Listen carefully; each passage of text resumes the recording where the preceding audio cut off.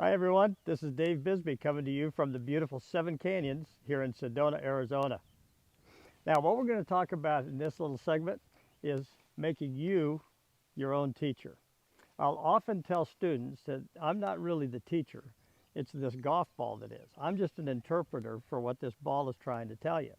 Every shot that you hit gives you feedback, and it's up to you to determine if you like that feedback and want to continue that, or whether you need to change something. So what we're going to talk about are the influences on that golf ball. As I said in an earlier session, we talked about the ball reacting to three things really that happen at contact. First is the direction this club is moving when it approaches the ball, which is the path. The path starts it out on its flight. So if the path is from out to in, that's what causes a pull. If the path is from inside to out, that's what causes a push. And if we swing it on the proper arc, which is slightly from the inside back to square and back to the inside again, that produces a shot that starts on your target line. The second influence on that ball is the club face and the position of that face relative to that path. If the face doesn't match the path, you get curve on the ball. So those slices and hooks, just is the ball telling you that the face didn't match the path at contact. The last part of it is, every shot that you hit is either solid or it's not.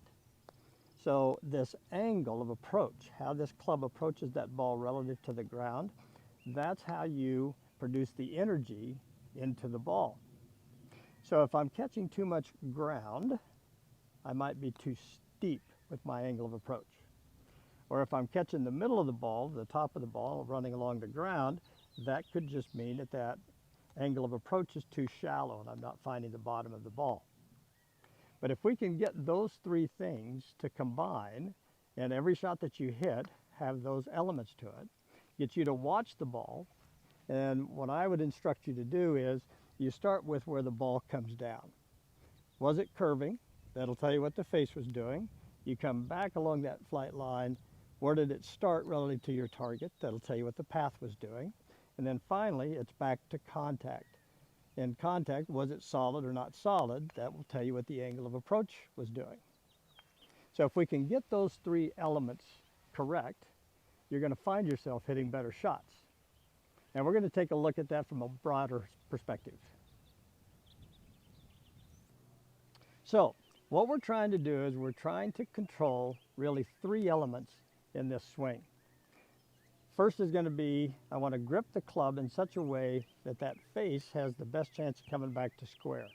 And that's going to be a little different for every player. For me, my neutral grip is one that might be a little bit too weak for most players. And what I'm talking about there's a V formed by my thumb and index finger. Those V's, when I grip the club, for me, point right at the center to maybe even a little bit left of center. But for me, that gives me the best chance of swinging that club back to square. Now, if you battle a slice, if the ball curves off to the right, you're going to want to rotate your hands on the club so that those V's point a little more toward that right shoulder. What that does, it's called a stronger grip position.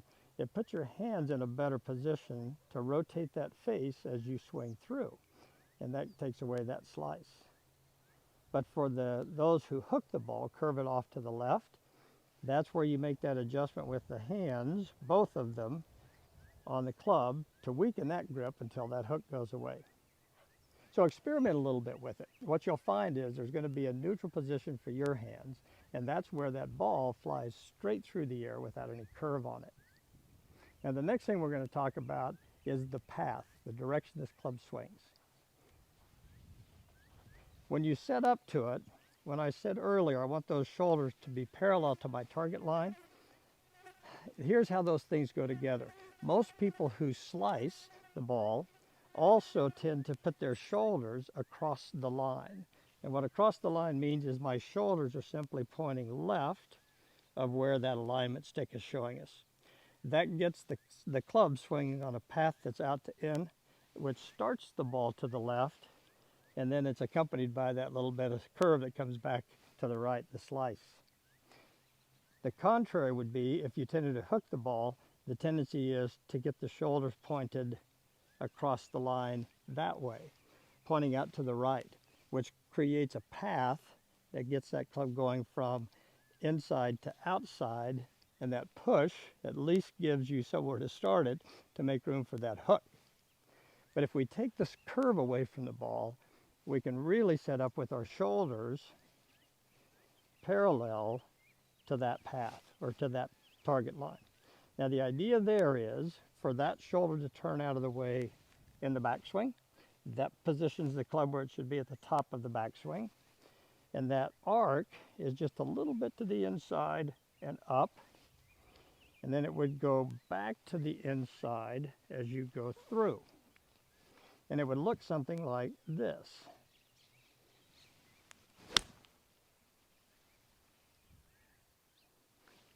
Now you'll probably be able to see that that club actually swung in a little arc on both sides of that ball.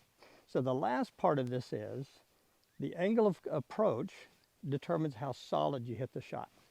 So if I can get my posture set, the amount of forward tilt that is hit with my upper body in the right position, not only does that club swing around, but it also swings up on the proper plane angle.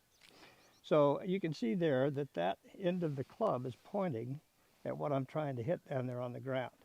If I stand that posture up and sit down, that points above it, which will create those top shots, those rolling shots.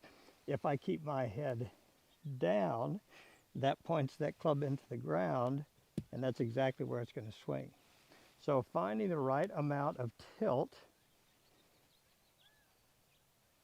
putting that club on the proper angle will give us the right angle of approach down to find the bottom of that ball, and you'll find solid contact.